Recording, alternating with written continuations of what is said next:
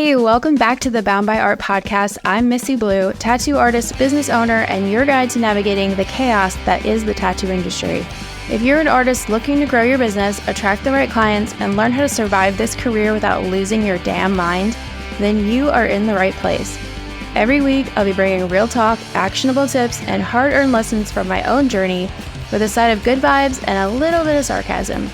Whether you're new to the game, feeling stuck, or you just need a kick in the ass to get that spark back again, this is the show for you. Welcome to Bound by Art. Now let's get to work.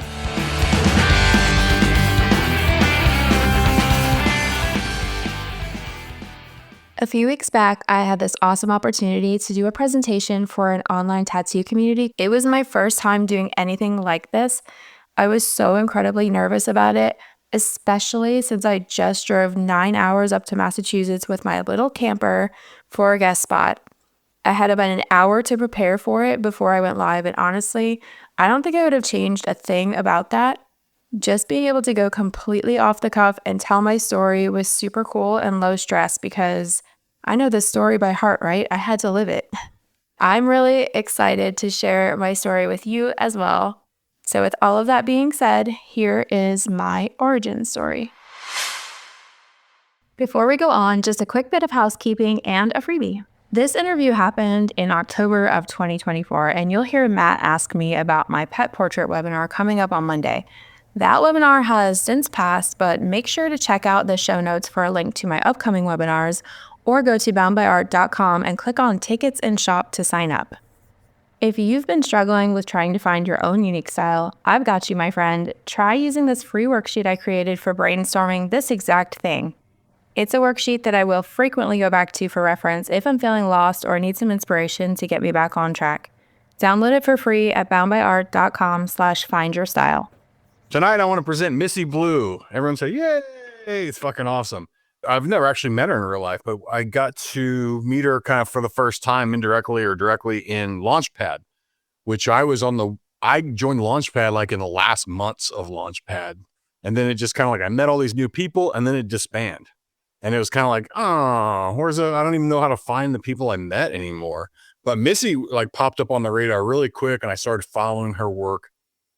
And one of the things that I liked about Missi was that she's a natural educator and she's always like trying to figure out ways to bring artists together. So she'll talk about it a little bit more, but one of the things I like to follow is she has a Bound by Art project that she does locally out of her shop, and she might tell us more about that. The other thing is that if you've ever followed her page, and if you haven't already, definitely follow Missi.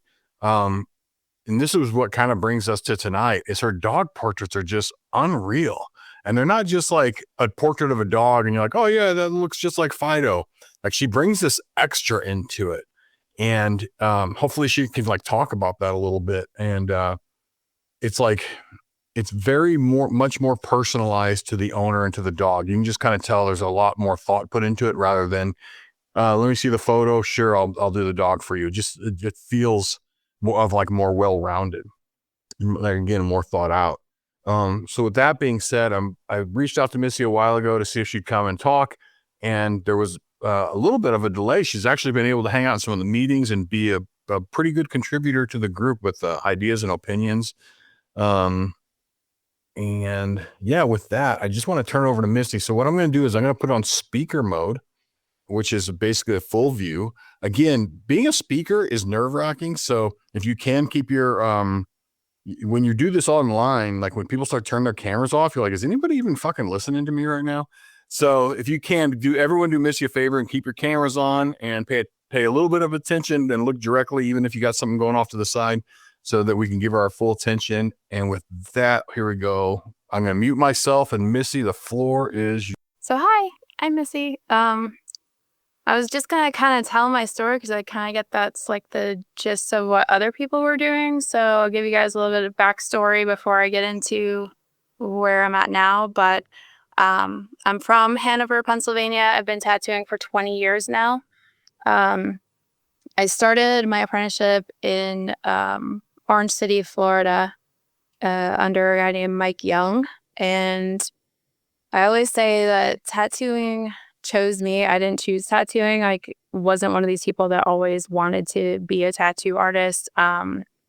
it just kind of found me. I started getting pretty heavily tattooed, like right out the gate, and kind of befriended my artist and like kind of started dating, which is a little sketchy, but he saw my drawings one night and said, I'm going to solve all of your problems and you're going to learn how to tattoo. And I was like, okay, I guess, like, sounds cool, I think.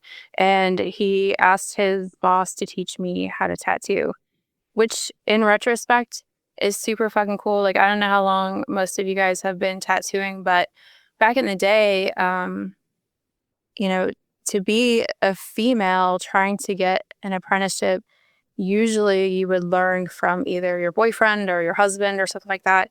And hopefully your relationship lasts longer than the apprenticeship because, a lot of times it wouldn't. And then they get half of an apprenticeship and they go on to just be like shitty tattooers. And that was kind of like the state of things for like female tattooers back in the day. So I was really fortunate that he didn't try to teach me how to tattoo and ask someone else to do that. At the time, I didn't realize how cool that really was, but pretty awesome of him. But yeah, I never really wanted to be a tattoo artist. I wanted to be an artist. If someone asked me as a kid, what do you want to be when you grow up? I would say, an artist, like whatever the fuck that means. But a Disney animator was very high on my list of things I wanted to do, which makes sense now with the amount of animal tattoos that I do. Disney is mostly animals, um, so that was a big part of my childhood. But yeah, so I started my apprenticeship, and I ended up getting like really resentful and shitty about my apprenticeship because I worked my ass off. Like, I was at the tattoo shop from 12 to 9 every day. It was open 6 days a week. And then, back then you don't get paid for an apprenticeship. So I also had to pay my bills. So I would go work overnight at Target or whatever. I worked at a gas station for a while too. So I would do 12 to 9 at the tattoo shop and then 11 to 7 overnight. And I would sleep like 3-4 hours a day for like, 6 days a week. And I did whatever I had to do. That's how bad I wanted it. I was going to do whatever it took to make it happen. I didn't want to miss one single second at the tattoo shop if I could help it. And I got to the point where I was tattooing on people, but I wasn't allowed to tattoo on people unless my mentor was there, and he was never fucking there. He would show up at like 3-4 o'clock in the afternoon, leave at like 4 or 5 o'clock. And I just started getting so shitty about it. And like, one thing about me, like, I have a really strong work ethic. I always have. And I have zero tolerance for people who don't. So to have my mentor be this person that was like not on my level as far as I was concerned, is like as much as I like hustle and work hard, it was pissing me off. And he came into the shop one day and pulls me aside and he says, I feel like you don't respect me. And I said, I don't, because I'm 19 years old and I'm this like punk kid, right? So he said, well, I think you should pack your shit. And I said, fine, I will. I don't need you. Packed my shit and I left. And had to do some soul searching for a while. I ended up in San Diego, homeless for 6 months or so. And I remember this moment walking down, in Pacific Beach, looking up at this tattoo shop on the second floor, and there's a man in the window tattooing. And I just remember looking up at him and just like crying. Like, I just wanted that so badly. And I fucked up so bad. And I didn't realize how good I had it. I went to California thinking I had this big dream. I'm going to go finish my apprenticeship and live happily ever after as this like surf punk chick. And like, that is not what happened. Out there, the people that I talked to about finishing my apprenticeship, they all like, scumbag, shitty dudes that wanted something from me I wasn't willing to lower my standards for. And it just did not go the way I thought it would. So I ended up back in Florida. I worked a bunch of normie jobs trying to just be like a normal person and always just thinking about tattooing. And eventually started getting tattooed again at the same shop that I apprenticed at. Like we never like stopped talking. Like they weren't mad at me. They were just like, get the fuck out, you're stupid. Like they, it was like, they're like family to me. So, I always see them as like my big brothers, and they'll probably always see me as their little sister.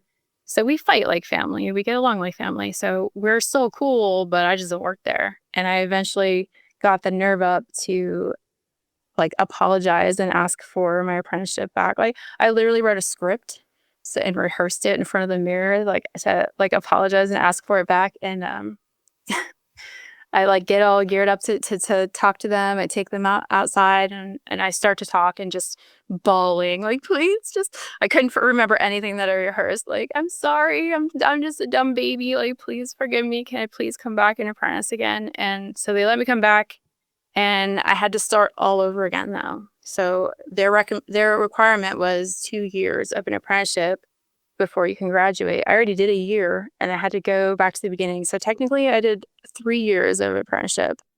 And so I don't, this is before Facebook memories. So I don't know like when I stopped being, apprentice and when I started being professional tattoo artist. It just kind of like phased into it somewhere. So I say 20 years I've been tattooing. I think I started in 2004, but I really have no like specific way of knowing that. But I worked there for a while, and I just always kind of felt like I was in their shadow and had a really hard time like finding my people, my style. Like it was really a struggle to stand out there because I was with so many talented artists, and I just didn't really know who I was or like what direction I wanted to go with my art. And I back then was under the impression that in order to be a good tattoo artist, I had to be good at everything. And I was really proud that I could do all the different styles, and that was something that I really like clung to. And I had this like idea that I didn't want people to know a girl drew it. Like I don't know what that was about. I'm glad that I got over that. But back then I can remember being like purposely trying to draw so that people couldn't tell that I drew it, which is so fucking backwards now that I know what I know.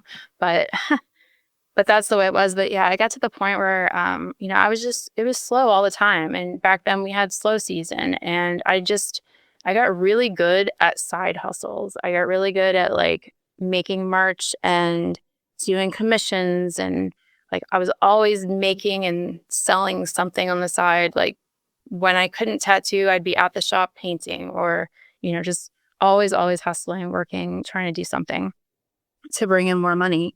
So I got really good at that. And by the time I finally like got sick of just being in everyone's shadow, I just decided to move up to Maryland and try to just like branch out on my own and see if I could make it on my own.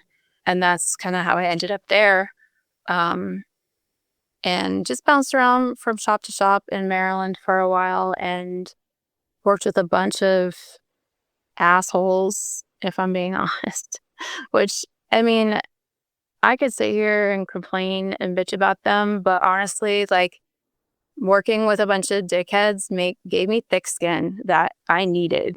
And, I used to be soft, and they have hardened me for sure. I needed it. I needed to learn those lessons. I needed to learn tolerance. I needed to get tougher to get where I am today, what I'm doing today. Like it was a necessary step. So I am grateful for working with a bunch of dickheads. But I always loved doing like I said, like as a kid, drawing animals and stuff. So once I got to Maryland, I was really trying to like find myself and find my style. So I know I was like really attracted to drawing animals. So I would, you know, try to try to be like a neo-traditional tattoo artist, which I don't know if any of you guys are neo-trad, but that shit is hard to draw. It's like it looks simple.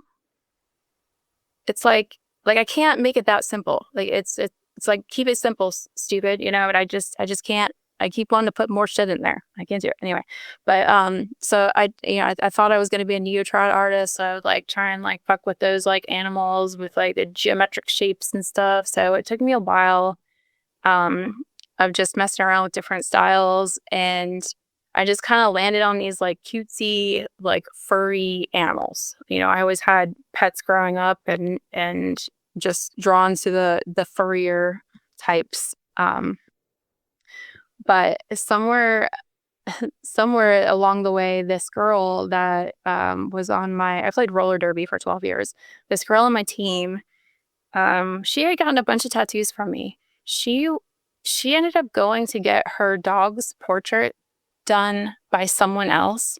And I was so deeply butthurt about this. Like, how could she go to someone else? Like, what the fuck? I would have killed that tattoo. Why wouldn't she ask me to do that? And just like could not wrap my head around it.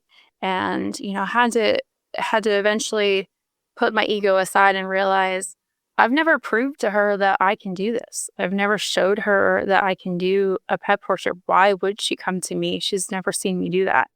And so I made it my absolute fucking mission to prove her wrong. And I was going to be the best fucking pet portrait tattoo artist there ever was. And she was going to eat her words, and she's going to wish that she came to me for that tattoo. And so that just like started this ball rolling where, I'm asking my best friend, I think she was my first pet portrait that I did.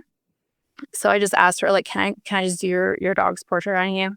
And so she let me, and it came out really good. And then like slowly I started getting like a couple here and there. It was really slow in the beginning. It took a long time. But I think in 2016 or so, it was, Christmas time. It was that slow season between November and February that we had every year. So I'm trying to make like different Christmas merch and stuff. So I decided, oh, that's what it was. I started, I painted my friend's dog on an ornament because her dog died. I just painted on this ornament to give to her as a gift. And she loved it so much that she asked me to do one for her other two dogs. And she's like, you should sell these. These are great. And if I'm being honest, they were not great. I went I went back to like look at these pictures. I was actually trying to put together this whole thing of like where my paintings started and where they ended with the last ones that I did. I didn't have time to get it together, but um they're so bad. But she's like, you should sell these. These are great. So I posted up like on Facebook or whatever, like, does anybody want these? Like I'll paint your pet on an ornament if you want. And that first year I did like 25 of them, and I think I was charging like $20 for them. And then the second year I did 50, and then the third year I did 150 ornaments, to the point where like I didn't even have extra time anymore because it's supposed to be the slow season, but it was starting to not be a slow season anymore. And so I had to actually block off all of December just so I could do these pet ornaments, which I love doing. I would just like sit there and watch Christmas movies and just be like my, crazy Christmas lady self and just paint paint dogs and cats, and like I did a couple like lizards and birds and stuff, but having the best time of my life. But 150, that was 2018, and then 2019, I think I did 50 because I was at that point building my shop. I was getting ready to open my own shop. So I could only do about 50 of them because I was very busy. And then opened my shop in 2020. And my grand opening was February 2nd. And March 14th, COVID shut us down for 3 months. And I probably don't have to tell you guys how fucking devastating that was, but I had just spent every last cent I had opening the shop. I was so proud of myself for not taking out any loans, putting anything on credit cards. I paid cash for everything, and had no debt when I opened the shop.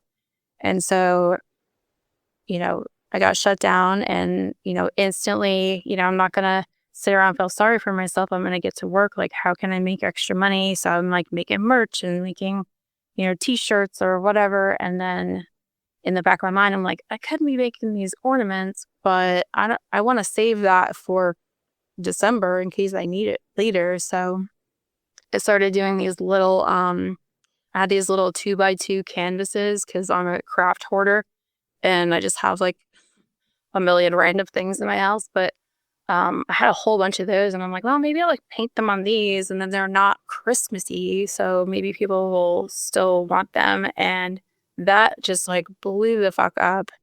Um, I think Etsy was pushing my page or something because I don't even know how these people were finding me, but I was doing like a dozen a day and charging like $60 a pop for them. And I could probably paint like 4 in an hour. So I'm just living my best life. I'll fuck with my garden a little bit and get my kids on the computer for like homeschool. And I'd sit down, I'd just like watch movies and paint and like just didn't have to talk to anybody. It was awesome. But then I had to go back to work, right? So, um, after I rescheduled my 8 months of appointments that I had at that point, people started asking me to do, like people that bought pet portrait paintings were asking me to start doing them as tattoos as well, which is really cool. So a lot of the portraits I've done as tattoos, I painted first for either an ornament or these little canvases. And, it was just like one here and one there. And then it started just like snowballing from there and just got so crazy. And before I know it, I'm like the pet portrait person. And I don't even like it just happened so quickly. We opened in 2020. So I would say by 2022 like I was doing 3-4 pet portraits a week at that point. It took like 2 years from essentially like the first ones that I did before that's all I was doing. And it's awesome. Like I love doing them, so I'm not complaining at all, but it's just crazy how it got so big so fast. I took this seminar with Michael Perry. I don't know if you guys know who he is. He's a black and gray, like dark artist or whatever, which I had no business being at this seminar. I don't do black and gray, but I tried to like take as many seminars as I can. But it was like a mastermind. He asked this question, why do you do what you do? Like, why do you tattoo what you tattoo and why do you like tattoo how you tattoo? And I was really trying to like figure this out. I'm like, well, my parents told me never be, don't be an artist for a living. You'll never make it a living as an artist. There's a reason there's the starving artist is a saying because, you're not going to be able to make a living like that. And so my entire life I've been just like trying to prove them wrong, like I'm just like built on spite. So I'm like, that's why I do what I do. And he's like, but why do you do pet portraits? And I'm like, because I like dogs. I don't know. Like, I don't really know. Like, couldn't figure it out. And then like a week or so later, the girl that got the tattoo from the other artist, her dog, from the other artist, she reaches out and asks me to do a pet portrait of her other dog. And I was like, this whole time I've been trying to prove this bitch wrong. Like I manifested my entire career out of me trying to prove her wrong. And I'm like, that's why I do what I do, because I literally am just like fueled by spite. So there was this crazy like full circle moment where I finally got this like closure and got to do her tattoo, and mine was better, just saying. Might be biased, but I did it like right next to the other one so I could be like, this is the tattoo that fucking started it all. But yeah, it was just like this really cool like closure moment and just like this big win for me. But I got to this point, and I got to the point where she asked me to do this tattoo because I did prove myself, because I went all in on this one thing. I was determined as fuck to make it with this specific style. And if you want to specialize in something, you have to be obsessed with it. You have to be completely focused on just that thing. And you have to gain their trust by showing them that you can do it. So, um, and it's so funny now, like looking back, because I can see the steps that I took to get here. But when I was in it, I didn't know what I was doing. I was just doing, and it's cool now. And like I said, it started in, I think, 2016 was the very first ornament that I did. So what's the math on that? 8 years. It took me 8 years to get here, and that's because I wasn't like focused on it. I didn't know what I was doing. I wasn't very intentional about what I was doing. It just kind of happened for me. But it's really cool to see, like, my apprentice who, she's not my apprentice. I keep saying that. She's my coworker now. She graduated in January, but she's been tattooing for 10 months and she's already specializing, which I know people have opinions about, but she's already specializing in stuff, and she's booked out with it. Like, she had to close her books 10 months into tattooing because she just blew the fuck up. She does these really cool, like, black and gray realism and color cartoony, like, mashups. And she's booked out, and this is with her wanna-dos. This isn't even like people asking for custom pieces. She'll make all these wanna-dos and post them up, and people buy them and book them. She'll get customs every once in a while, but it's majority of her schedule is exactly what she wants to do in her style, her ideas. Like, it's awesome to see it happen because I'm like, hey, do this, this, and this. And then she does it, and and it just, like, happens for her. So it's, like, annoying as hell because, like, it took me 8 years to get here, but it's so cool to see that this actually does work for her. And now I have, my newest artist, Jess. She's been with me, I think, 4 or 5 months now, and she wants to be doing anime. Where the shop she came from, she wasn't really able to do it. Her boss was kind of like, he's an anime artist, so he wasn't really letting her do it. It's a weird situation, but um so when she came over to me, she like barely ever did any anime pieces, and now she's booked out, like, to the end of November, and she's got at least 2 a week of just anime pieces of her wanna use as well. So it's just really cool to see, like, how it works, and how, if you just, like, follow the steps, you can get there.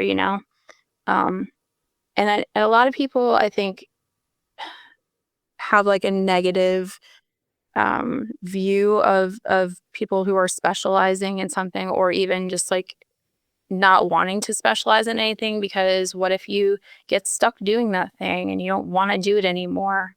But you can always change your mind. Like, nothing is permanent, because um if you did it once, you could do it again. So, like, if you change your mind, you want to start doing something else, you just follow the same formula, same steps, and switch to the new thing. And it just requires going all in on it and just putting in that effort and proving to your people that are following you that you can do it and you're capable of doing it.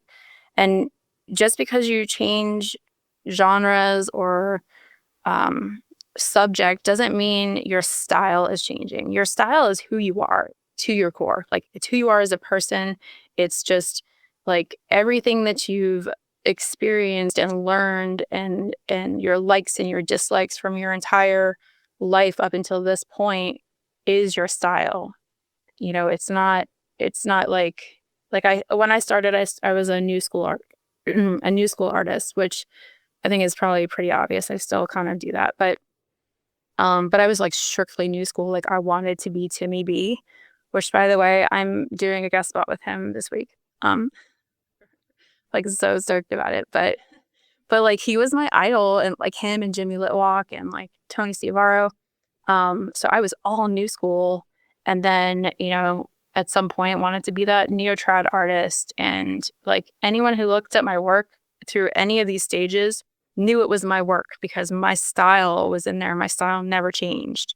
I couldn't see it, but they all could. they follow you because of your style. They follow you for who you are. And chances are they're going to like anything that you do if they're like true fans of yours.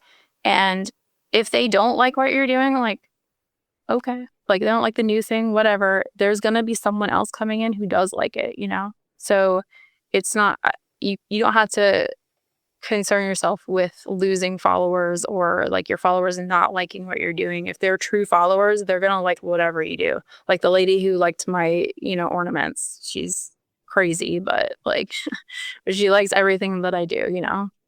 And you just have to be transparent. So whenever I start to get like burnout on pet portraits, and I want to try something new, I post about it. I'm like, hey, I want to try this new style or like this new thing, whatever. I'm really interested in doing lady faces right now, or I really want to do food tattoos, and I'll post up there and I'll like post a bunch of drawings of these things that I want to do, and like here's the designs that are available. If you want anything, let me know, or I'll draw your idea, whatever, and that's all it takes. And like, and I never struggle with people not wanting to switch gears with me, because then they feel like, oh, she wants to try something, this could be like a new cool thing that she does, I want to be, on, the first one in the door for that, and like they want to go along this journey with you. And it's one of those things where like the more you put yourself out there, the more people like you and want to help you. And it's starting to rain. I'm hoping that that's not like super loud because, okay. Um, but I think specializing also gets a lot of shit from people because, like, there's a difference between never trying all the different types of tattooing and never doing them and learning them, and having tried all of that and just knowing what you like and don't like. So I made like my apprentice, I made her do everything. Like when she first started, she had to do all the different styles. We're not turning shit down your first like couple months of tattooing. You got to do it all because, she came in the door thinking she was going to be a black and gray tattoo artist. That's all she wanted to do was realism and portraits and stuff. And guess what? She loves doing color now. She would have never known that if she didn't try it. And now that's her whole thing, is that she does both. And there's so much to be learned from these other like genres of tattoos that if you never branch out into those other areas, you'll be missing entire lessons that are so beneficial to your career. You might do it and hate it, but now you know what you hate, and now, but you might love it. So, it could go either way, but I think those steps are necessary. And as long as you're not skipping that, and you have gone through all of the steps and you did all the work, and now you're like, yeah, but this is the thing that lights me up. This is the thing that inspires me and makes me want to create. Like, there's nothing wrong with that. And if anybody has a problem with that, I will fight them. So, but yeah, there's just like a right and a wrong way to do it. And for now, I'm a pet portrait artist and I fucking love it. And I'm going to do that until I don't want to anymore, because why the fuck would I have gone through all the torture of being a tattoo artist and, for 20 years if I didn't get to do whatever the fuck I want to do, It's the best job in the world, and sometimes also the worst, right? But that's my story. So, Thanks, Missy. yeah. I want to jump in really quick and ask. Ringo said, this kind of jumps on what you just said. Ringo said, what basically he said, what would be after pet portraits? Do you have any idea what might be next? So I've been like dabbling in these lady faces lately that I really love doing. So probably that. I used to do lady faces, and then someone told me that like people kept saying, "Oh my God, it looks just like you," and like, don't say that. Like, my client's gonna think that I just fucking tattooed myself on them, and it got to the point where like it happened so often that I stopped doing them, and what I'm told now is that people who are not like classically trained artists will do that, where when they draw faces, they make it look like them. Because I didn't go to school for art. I don't know. I just draw, I guess, the face that I see the most. But yeah, I really like doing faces. I just was traumatized by my clients' comments. So I want to take a chance to plug your I'm sorry, your pet portrait tattoo lab webinar on Monday, and I'm going to put a link in here. So Missy's, can you tell us a little bit more about Monday? yeah, so it's just going to be a live webinar where, so I did this webinar once before, but got a bunch of feedback on it and how to make it better. And it's going to be about how I make making the pet portraits unique, like Matt was saying earlier, where it's like you really capture the personality and the heart and the soul of the pet, and it just makes such a more meaningful tattoo for the client. So I'm going to go over everything from like the way that I design them to how I, you know, lay everything out and how to talk to the clients about it to get all the information you need to make these like memorable pet portraits. So it's pretty in depth and probably too much information, but I'm working on not oversharing. Can we do something really quick before we open up the floor? I was wanting to know, like, if we could if I share my screen and go to your Instagram, if you could kind of like talk a little bit about, again, just like a sneak peek of like how you kind of approach some of these, and then without Sure. giving all your secrets away, then I just signed up for Monday, by the way. I Oh, just cool. got my receipt. So let me share my screen, and then maybe just pick one and tell us a little bit more about it. And if you guys want to, you can pull up Missy's Instagram as well, because that's the page I'm going to pull up. All right.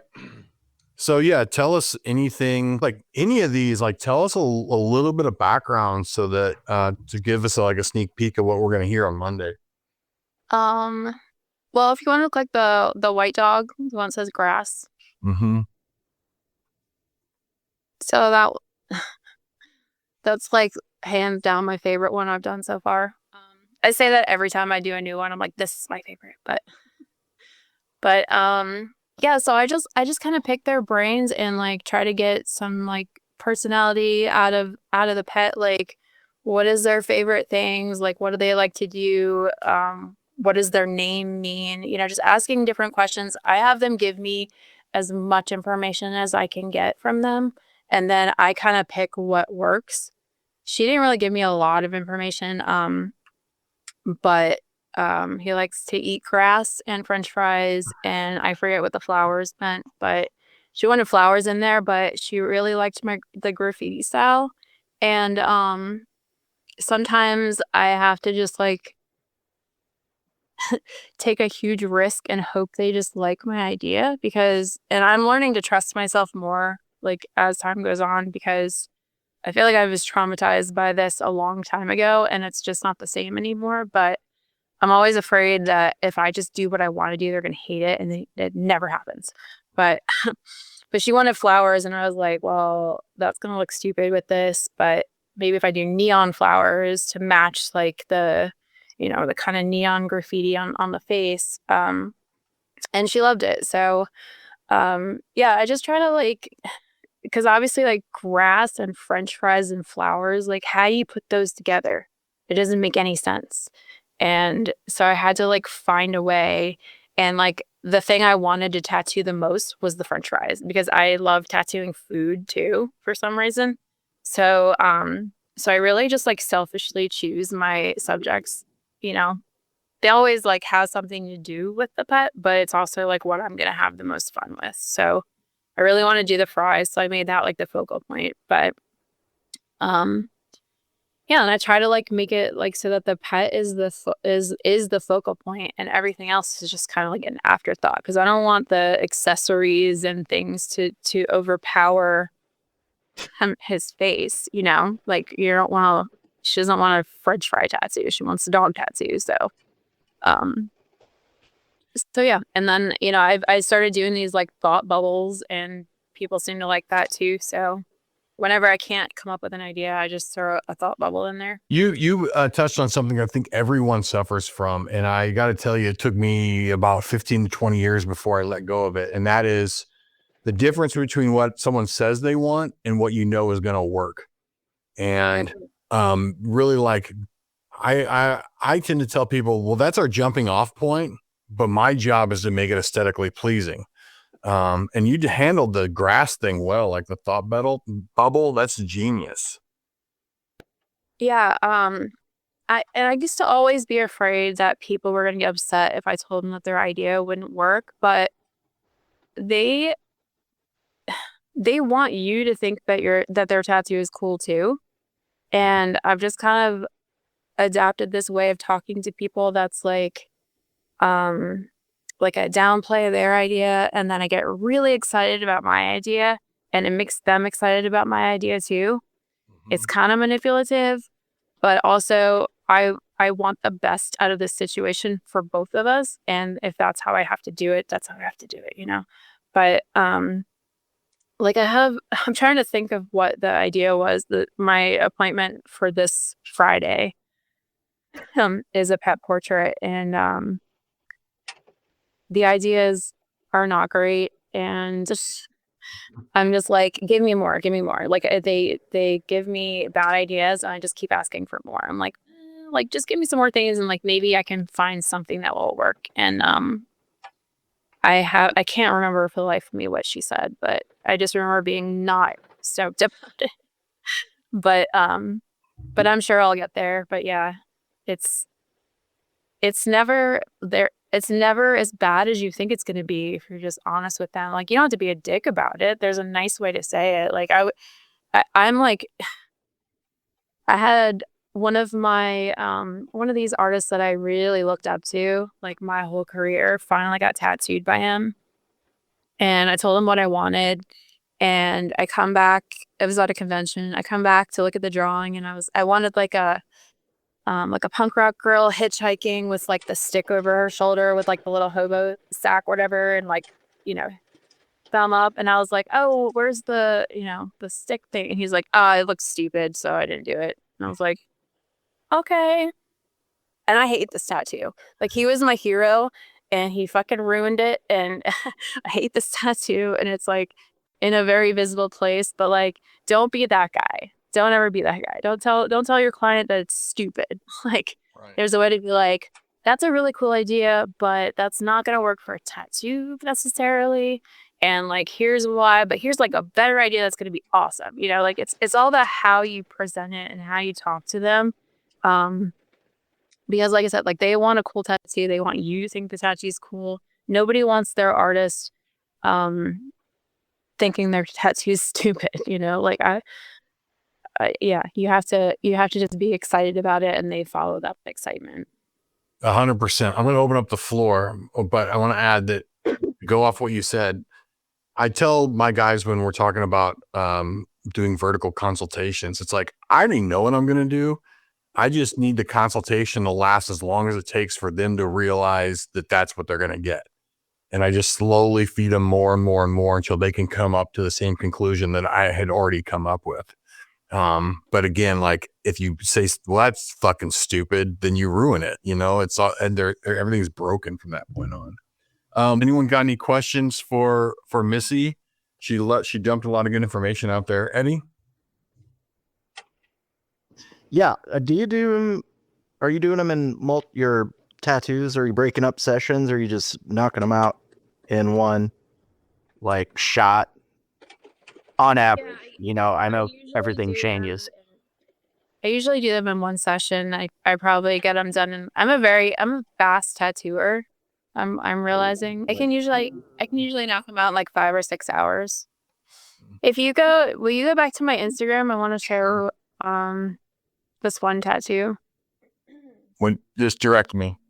Her name was Chloe. It was like a English bulldog. Was it Cleo? Chloe. Right there, right? Yeah, that one. Cleo. I was close. So this lady wanted a Steelers reference, and I'm a Ravens fan, so that was first of all offensive. But but the Steelers colors are terrible. And like I have my palette that I don't even do it really on purpose. It's just all of my tattoos end up having this like minty green color and pink. And anytime I try to get away from it, I somehow end up back there. But she wanted this Steelers reference in the tattoo, which would have been, I mean, those are like kind of the Steelers colors, but it's like bright yellow, like true blue and bright red. And I just changed the colors. I was like, I'm gonna make a pale yellow and like a pink and like a tealish blue. So I didn't ask. I just did it and like made it match the whole tattoo. And then I was like, well, if she asks about this, I'm just gonna be like, well, it's, it threw off the color, theory or whatever. I'd throw some like big words at her. And she never even asked. She loved it. So and she had also like the little bandana around the neck had like the Steelers logo on it. And I was like, I'm not doing that. So I just like found a better way, to still include what she wanted, but kind of meet her in the middle where I just changed the colors. Like I want a purple flower and a red flower and a yellow flower and like green flower. And they just don't work together. Like the colors just look terrible if you throw that many different things in there. So that's something I've been doing lately where it's like not the true color of the thing that they want, but it matches the tattoo and it looks better. And they seem to just get it and accept it that is better. So I just want to remind everyone that this is like we're looking at finished products from over 8 years of working on this, right, Missy? yeah. So if you're going to break off, get trust in it, right? Like trust in what you're going to do. Bianca, go ahead. So, like, my apprenticeship was also 3 years, and I did my apprenticeship in Texas, where they don't sugarcoat anything.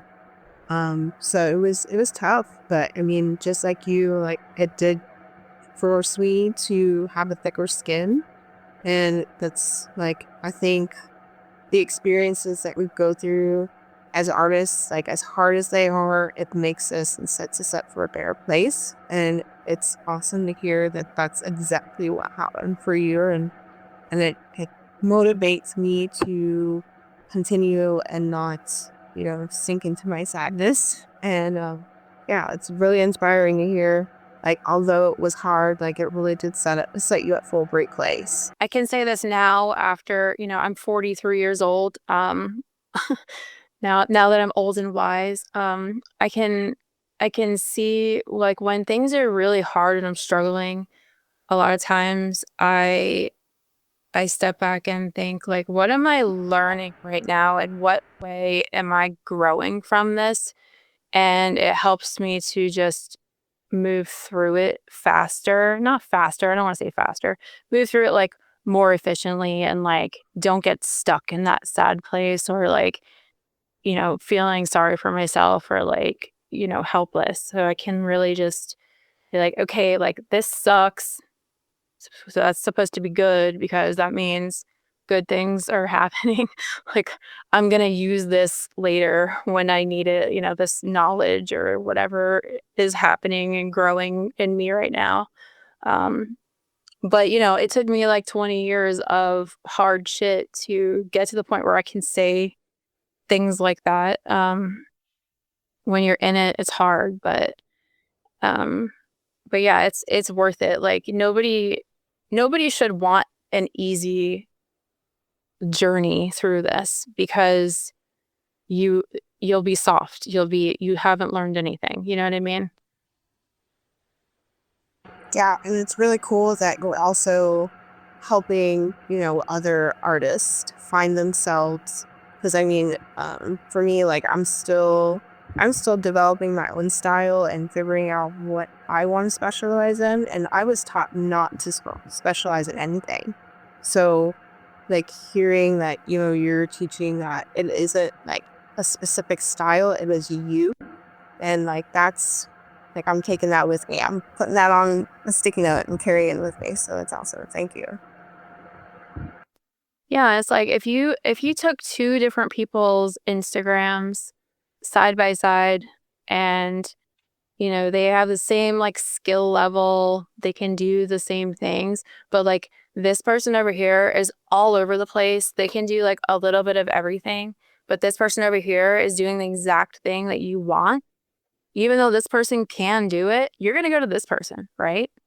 And that just like that makes you more appealing to the people you want, Like if you're trying to like please everyone, you're going to get like all kinds of different people who might not be like the ideal person for you to work with.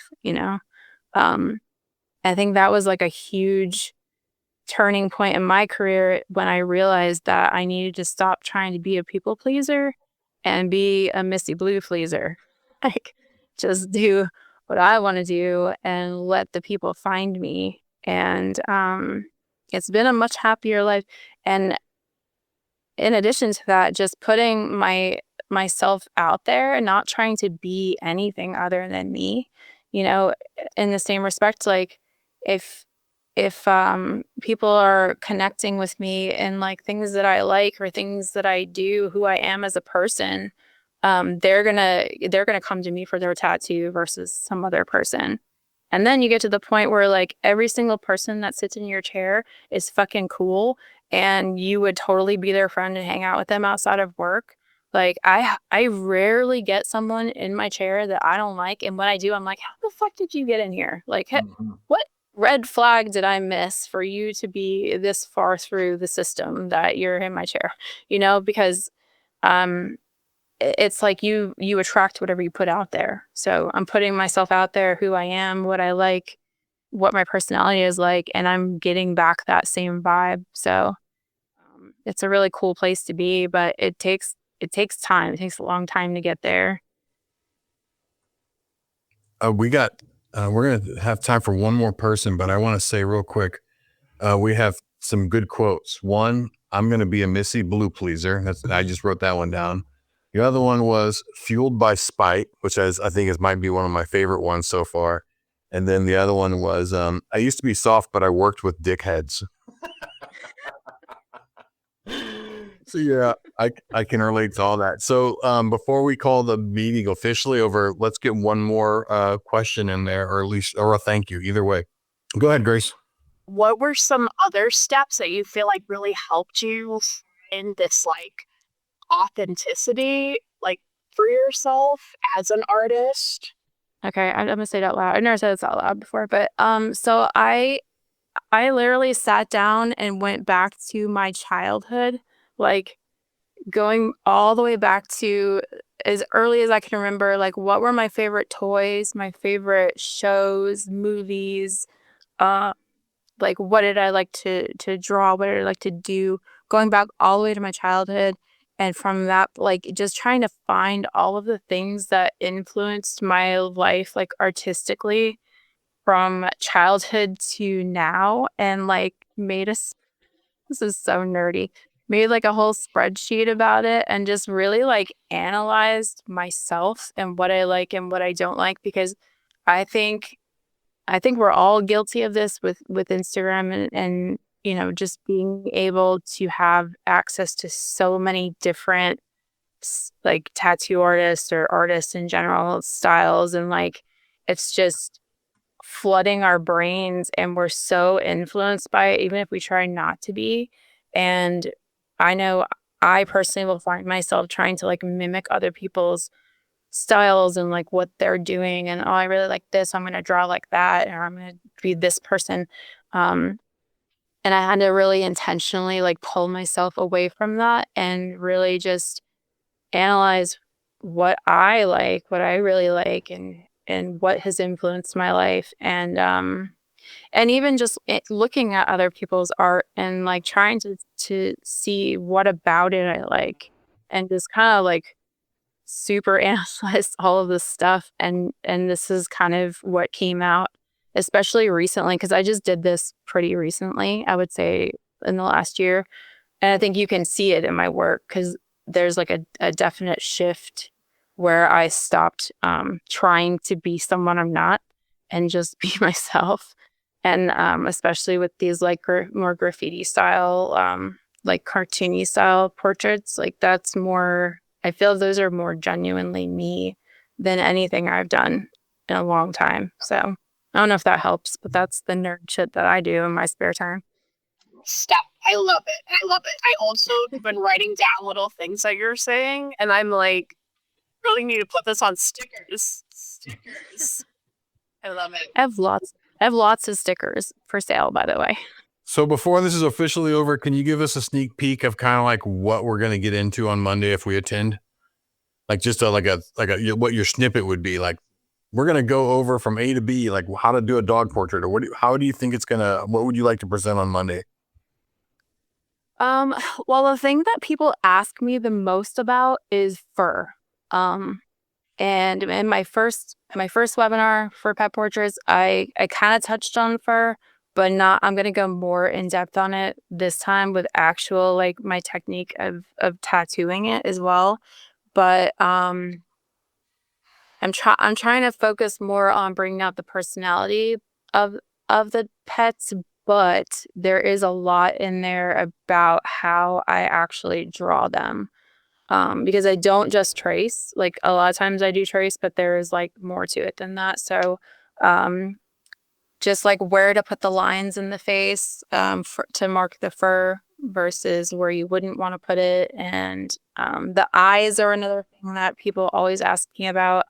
I feel like I do a really good job of, just like, I don't know what it is. Like, it's like trying to capture their soul in their eyes. I spend a lot of time just tattooing the eye part. So, I'll go into depth about how I do that. Perfect. Thank you so much. All right, everyone give a big round of applause. That was awesome. All right, guys, that's it for today's episode. I hope you're feeling inspired and ready to make some moves today. Remember, it's all about showing up, putting in the work, and staying true to yourself. If you got something out of today's episode, share it with a friend who might need to hear it, and make sure to subscribe so we can keep this momentum going.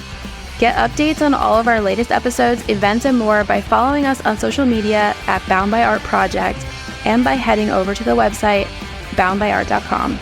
Thanks for hanging out and putting up with my shit. I'll see you next time. Now shut up, quit making excuses, and go get better.